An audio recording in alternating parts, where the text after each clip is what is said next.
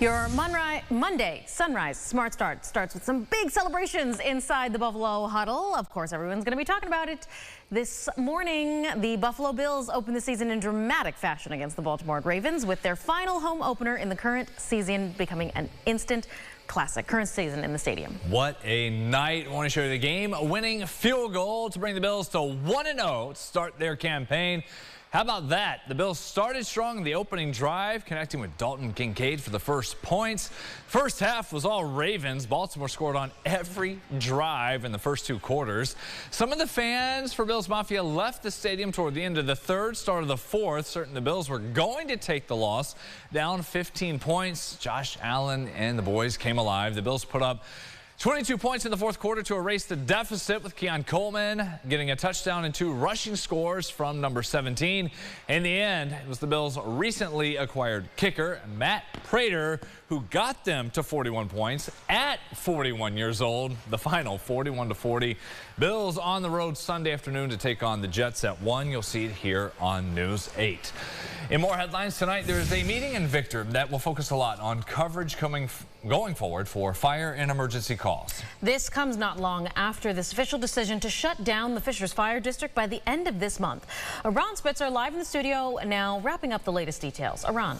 On the agenda for the meeting, guys, is the creation of 2 fire protection districts in place of the Fishers Fire District. The decision to close the department came August 18th, despite the outpouring of support for keeping the department active. Then in late August, the town of Victor gave a first look at plans on how it'll manage fire protection coverage for the community. According to the draft plan, there's a transition task force developed in partnership with the town. The group is slated to meet monthly and will take on the responsibility of several key areas, including discussing ongoing concerns from each partner agency and residents, tracking response times and call volumes, covering statistics, and developing short and long-term plans. We spoke with Victor Town Supervisor Jack Marin before the vote to dissolve the Fishers Fire District. He said financial constraints, including tax implications and a gap between tax rates, stopped the idea of foregoing dissolution in favor of a merge between Fishers and existing fire departments.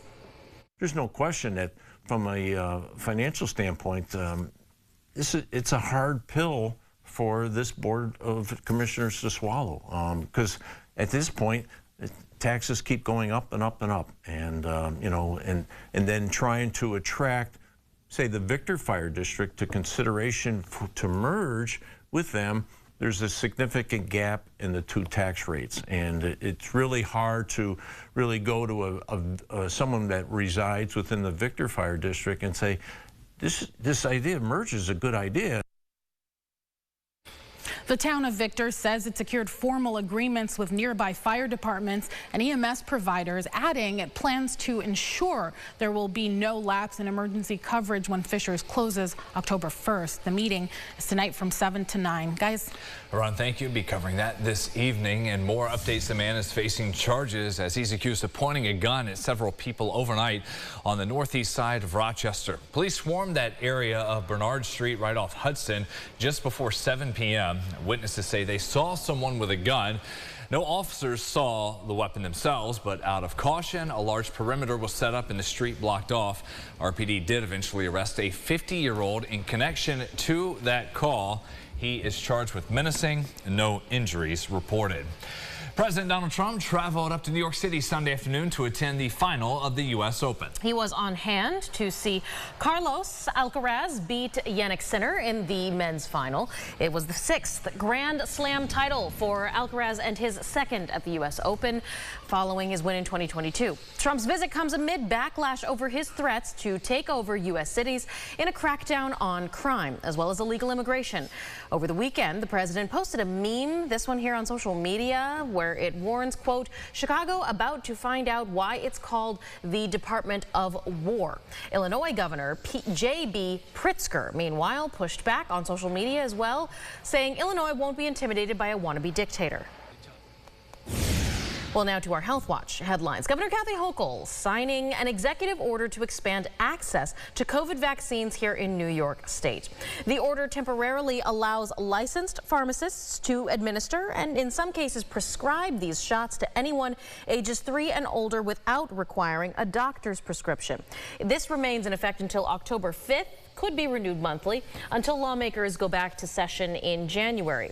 State health officials say the move is intended to make vaccinations easier to access before this fall and winter respiratory virus season. 5 minutes to go until 7 here this Monday. Final check of our sunrise traffic during this hour and a view there with the sun up. Over Cornhill, we've been good to go all throughout the morning. If you're about to head out and get on 104, 590 coming in and out of Webster, you're just fine. And the average drive time showing up green, passing on 390 north and southbound through Henrietta. Do have an alert for you that some more resurfacing work on Culver Road will be happening next couple of days. Please slow down. Watch out for all the construction teams between Canterbury Road and Monroe Avenue. Also 490 east and westbound on the on and off ramps at Culver. Those will be closed all day from 6 to 7.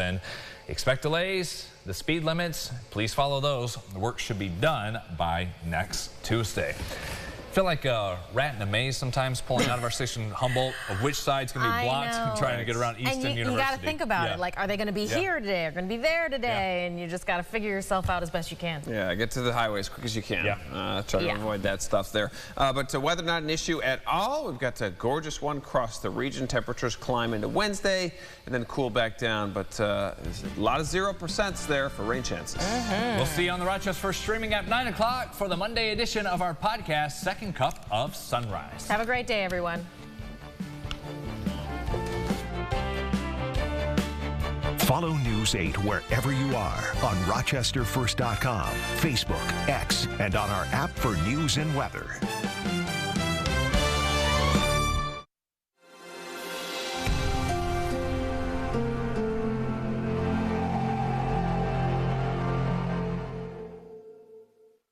Get the Rochester First streaming app today for everything you love from News 8 On Demand. Plus exclusive shows you won't see anywhere else. Search ROC and download for free on Roku, Amazon Fire, and Apple TV.